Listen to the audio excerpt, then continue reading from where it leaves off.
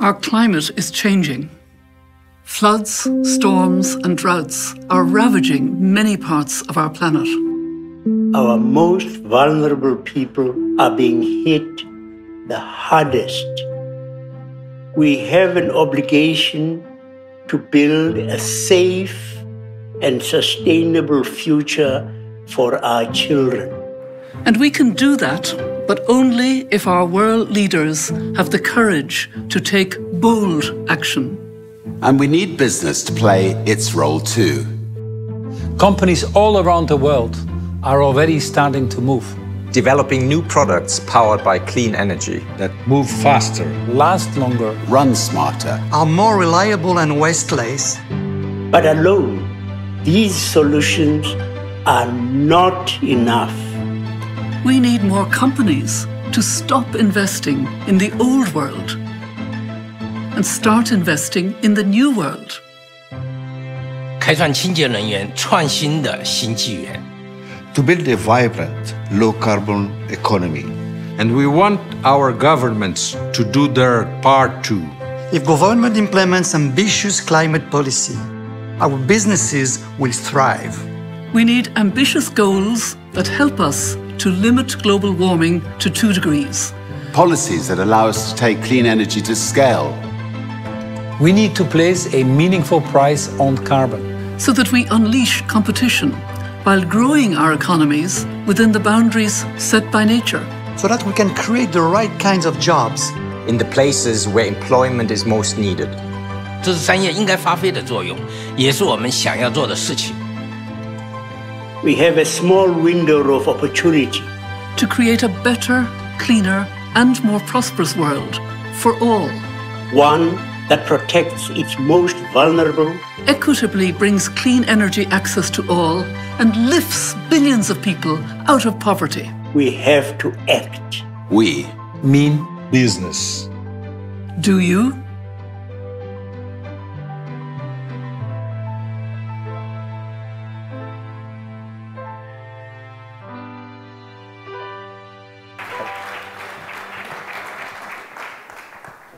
Good morning. I also took part in that wonderful climate march yesterday, together with Gru Brundtland. We were there as elders, and I understand there were some 400,000 people there, and so many events around the world. So there is a lot of expectation now. There's a lot of anger that we haven't seen leadership until recently, the sense that we need to build a real momentum. And we are going to hear a lot of public-private partnerships being announced, which will be important. We've heard them already leading up to the climate summit tomorrow. We'll hear more at the summit. And I'd just like to stress, both to government and business, that while partnership approaches hold great promise on addressing climate change and indeed other development challenges, there must be clear standards that all partnerships need to meet to ensure they deliver and are consistent with human rights principles, particularly with the UN guiding principles on human rights. Leadership is important in every area, and I'm very glad that there is a group of business leaders who've come together as the B team, not only to challenge themselves and walk the talk, but also to be thoughtful and to embrace the principles of climate justice in the work that they're doing. And 3 of them are here on this panel, and it's a great honor indeed to be able to speak with them and have a conversation and in a way challenge them, as I'm going to try to do, because business must help to keep this momentum that Foreign Minister Fabius has just been talking about right up to Paris, but it must do so with a sense of equity and hopefully increasingly with a sense of the principles of climate justice. So let me introduce the panel, and I begin with Paul Polman, the CEO of Unilever, who was also on the recent Calderon Commission on the New Climate Economy, which just produced the important report last week. Professor Mohammed Yunus, who established the Grameen Bank and gave great leadership in that way in his native Bangladesh, and also has been leading new thinking on social business through his Yunus social business. And Sir Richard Branson, the CEO of Virgin, but also who has initiated the Carbon War Room, Ocean Elders, and other initiatives. Paul, I'll start with you. You are recognised as giving some leadership and being ready to participate in various initiatives. But business needs now to talk to political leaders, even at national level, because we need a better regulatory environment to get us off fossil fuels onto renewables. And we need those leaders to feel that business is behind them. How do you see that happening, and are you doing enough in that direction? Yeah, well, the very simple answer is never enough until the issue is solved. But I'm actually very happy. There's something in business when you set a deadline or you have a meeting, all of a sudden things happen and accelerate. And you see it here as well in New York. I'm very pleased to see 125 heads of state. But I'm also very pleased to see a broad coalition of businesses coming together. And the declarations that are being made, obviously we have to deliver them. But they have been more courageous and more challenging than I've actually seen before. I just came back from 10 days in Africa this weekend, and in the developing markets alone, it's very clear that 60% of the economy is business there, 90% of the job creation, 80% of the financial flow. If business doesn't step up and actively participate, we will not get there. What I'm very encouraged about is, if I look here at New York and some of the pre-reading, that we created that momentum for business. We have 4,000 companies having a price on carbon. 50 of the top 200 companies have actually an internal price on carbon that is more challenging than any of the governments has thought about. And you create these coalitions like the B Team is now doing, the World Business Council, the UN Global Compact, the We Mean Business coalition, often representing multiple groups of people, making quite some bold statements. What we need from the governments here, obviously, is to say, don't just listen to the few voices that get disproportionate airtime, but listen to the majority of the business now. The UN Global Compact, 12,000 members. The World Business Council, this is Action 2020, 33,000 members, and the list goes on. And overwhelmingly, these businesses are asking for a price on carbon. They're asking to end these perverse subsidies. And obviously, as you can imagine, also they're asking for more support to go to renewable energy and cleaner technologies and drive these efficiencies. And that's overwhelming. The climate change report that Felipe Calderon was chairing and that we just published, which again, basically has been positively received as far as I can see in the papers, I think dispels this myth once and for all that you cannot grow economies for prosperity, as you say, and at the same time attack climate change. In fact, the report makes it now overwhelmingly clear that these two are enhancing each other, and there's no other way, actually. Well, can I just put one more point to you? And it's about the momentum we have here in New York with the Climate March, with the Climate Summit, with this Climate Week, with business engaged. The next major issue before we get to Lima is the European Union Council meeting in October, where the 28 European Union countries have to adopt the package of the Commission for 40% reduction. They're not all agreed on it yet. What can business do to persuade them that it's very important that Europe gives that leadership, because it will help all the negotiations afterwards in Lima and on to Paris? Yeah, I was very glad to hear from Dr. Kim this morning when we just had the pre-meeting before that on the World Bank statement, 1,000 companies have signed up, about 50% of the GDP, also regions like Europe and China. So that is very encouraging. There is something about Brussels, I always jokingly say, if you're suicidal, don't go there. But you have to be part of it. And now with the new people coming in, 75% of them have been replaced. We have to put a little effort behind being there, educating or co-educating each other and being part of these coalitions. We've worked with the current outgoing commission on quite a lot of the issues. The Pielbachs or the Hedegaards and all the other ones have been extremely proactive in this, and we just need to be sure that we don't lose that momentum as we see the changes of people. So I encourage the business community to be out there and proactively work. The reality is that there are many initiatives going on in Europe that I think are ready for scaling even on the global level. Okay, thank you. Yunus, you've taken another route in business, another vision of social business. What can social business contribute to addressing the issues of climate disruption, to use Foreign Minister Fabius's way of putting it? Well, you certainly see it in Bangladesh, your own country. Thank you.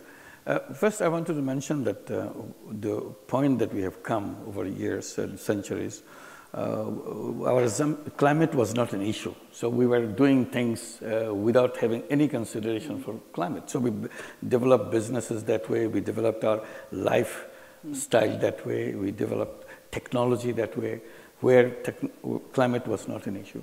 Now we are saying technology not only issue, it's a major issue, it's a life or death issue.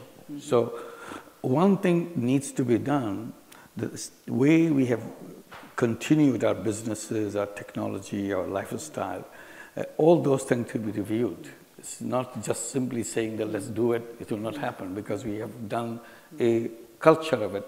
So that has to be redesigned, remodeled, and so on and so forth. So a lot of undoing is involved in each sector, in the technology and the businesses and the way we behave in our everyday life. And a lot of new doing is involved. So that's one major issue that we have to consider. And one of the things that we are trying to do is, all businesses are profit-centric businesses. That's how the business have been designed and so on. We saw an opportunity to solve problems using the business methodology, where we removed the whole idea of personally benefiting from that. And we started calling it social business. That's what we did in Bangladesh. Now it's being copied and it's being implemented in many other countries. To give example, we also got involved with the climate issue. Not only all problems can be solved with human creative power, and similarly, climatic problems can be solved also. So we did, Bangladesh doesn't have a lot of electricity. 70% of the people have no access to electricity. So one idea came, why don't we bring the renewable energy before the fossil fuel-based energy comes into Bangladesh? This is an opportunity. We took it as an opportunity. We created a small company to bring solar energy in the villages, a solar home system. Everybody laughed that this is not for a third world country like Bangladesh. You were actually ahead of a lot of people on that solar energy. And then we did that. It's very difficult first to explain to people what it is, because they have to pay. It's a business. It's not something we give free distribution of for solar home system. So we persuaded, and it's difficult to sell 5 solar systems per month, 10 solar systems per month, but finally we did that. Today, 17 years later, we sell more than 1,000 solar home systems per day in Bangladesh. And we have come to 1.5 million homes with solar energy. And all fully paid and so on. But it's not for making money for anybody. To sustain itself, cover all its costs, and produce a surplus so that we can expand. At the speed that we have achieved right now, we can reach the next 1.5 million homes in the next 3 years compared to the 17 years before.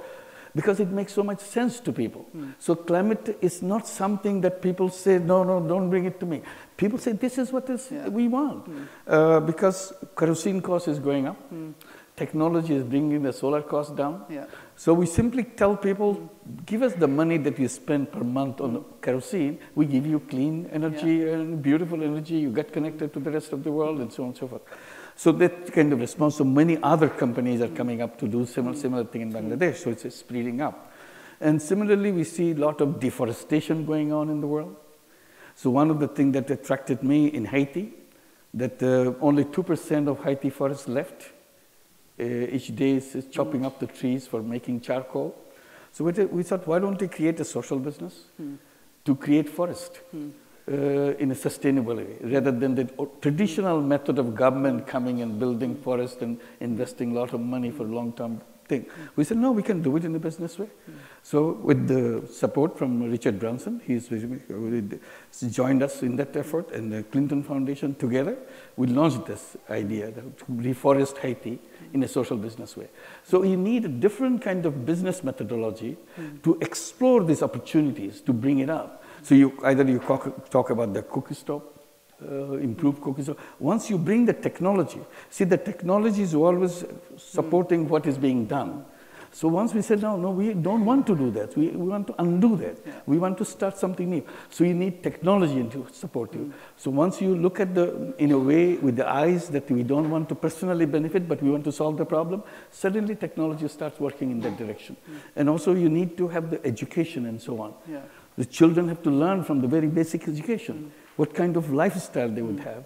They can even decide that we want to build up a life in a way that will make the planet safer every day, then what it is today, it's become more dangerous every day. Yeah. Certainly renewable energy will make millions of people a lot safer than the dirty candles and kerosene and indoor smoking, which causes 4 million deaths a year, more than malaria and other, so... This is a major cause of death of women, death of women in Bangladesh. Yes, exactly. Kerosene. Yeah. Can I turn to you, Sir Richard, and we're back to the for-profit business. Surely, though, the challenge for business is to move from addressing social and environmental issues as somehow corporate or social responsibility and not the core of companies. And how would you address that issue? I think that every business, if every business becomes a force for good and doesn't just think of itself as a profit-making machine and as a job creation machine and making a difference in its particular sector, all of which are very important, but also decides to take on some of the bigger problems of this world, they can help the governments and they can help the social sector get on top of most of the problems of this world. And obviously the biggest problem in this world, climate change, is also one of the most exciting challenges. And I think if business can combine together to try to come up with imaginative ways to address it, I think we can contribute considerably in getting on top of the problem. Can you give some examples of where you've seen that happen? Yeah, I mean, I personally think that every single sector needs to work together in this area, whereas, and in fact the competition authorities should let them work together in this area, whereas obviously in every other area they should be out there competing. So there are industries like the airline industry, the shipping industry, the built-up cities, islands that are now putting their heads together and trying to come up with imaginative ways of reducing their carbon output. So if you take the airline industry, there's a number of airlines got together to try to come up with a clean alternative fuel that doesn't eat into the food supply. If you take the shipping industry, you can now see on the web the 70,000 ships that are plying the sea, and you can see how carbon efficient they are. And they're sharing best practices to see how they can reduce their carbon output. Today, the lorries that emit enormous amounts of carbon, 70 different ways of a lorry reducing its carbon output have been posted by the industry, and so people can now go and see how they can reduce their fuel output by about 40%. So, and then island states and cities and so on. And so that's on the saving of carbon, and then on encouraging. I mean, solar is now collapsed in value. It's now competitive with coal. And I think we need to get institutions, institutional money. We need to get as much money as possible from companies to invest in clean energy projects, as well as just in other businesses. And are you satisfied there's enough political and business leadership on this? There's certainly a lot further to go.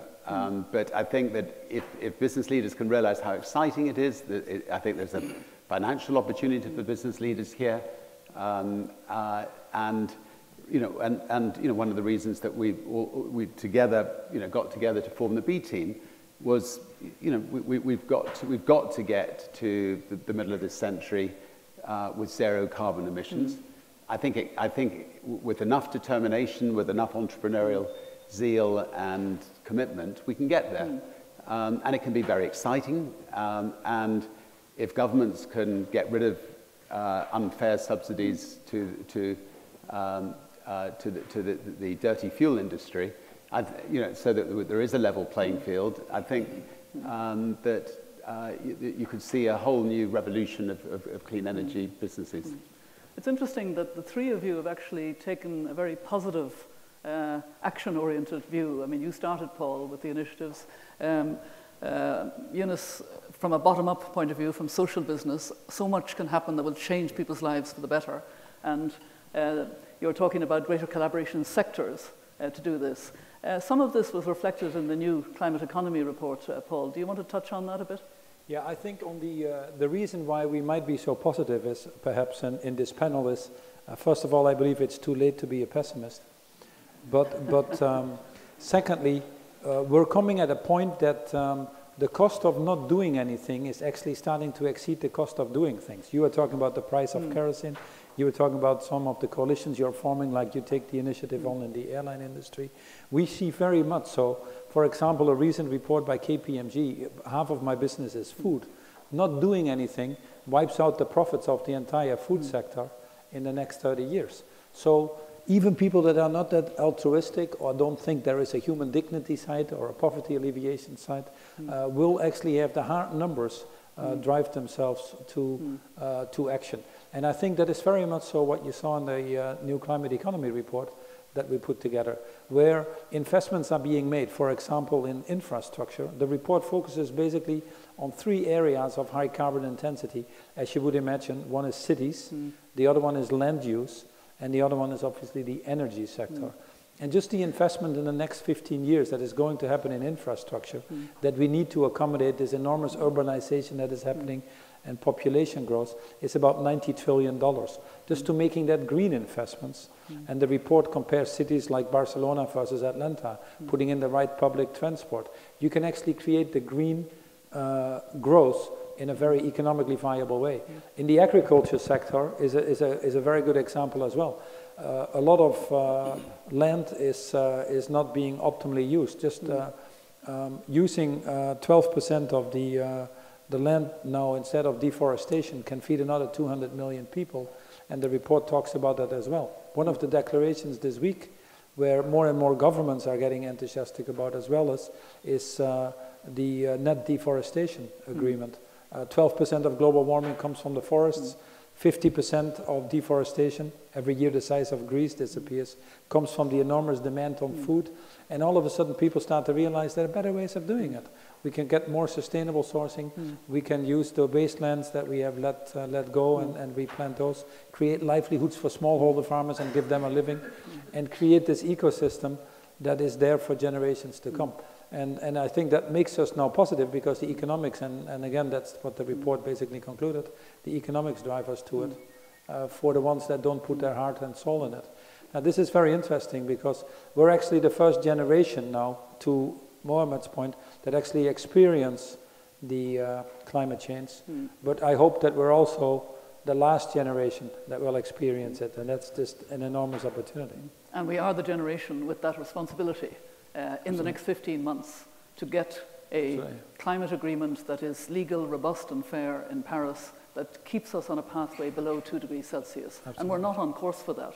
So it's good that so many people are talking about zero carbon now, that there will be a declaration on carbon pricing adopted by so many governments and business tomorrow at the climate summit. But carbon pricing itself, although absolutely essential to get us where we need to get to, is also potentially unfair on the poorest, because it puts up the price of fuel and food.